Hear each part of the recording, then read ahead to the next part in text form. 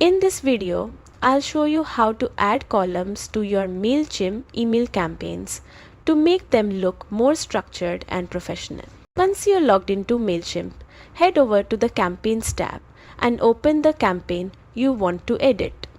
Click Edit Design to enter the builder. On the left-hand side, you will see the Layouts tab. This is where Mailchimp gives you different structural options, like single column, 2 columns, or even 3 columns. Simply drag and drop the layout you want into your email. Columns are a great way to separate images from text, highlight multiple topics, or just make your email look more balanced and visually appealing.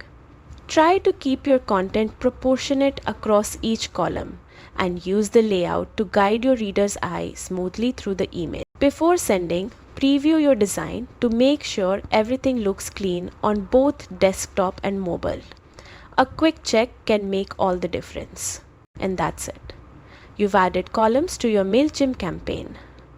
With just a little practice, you'll be creating beautiful, engaging layouts that grab your subscribers' attention. If this tutorial helped you, don't forget to like this video and subscribe for more Mailchimp tips.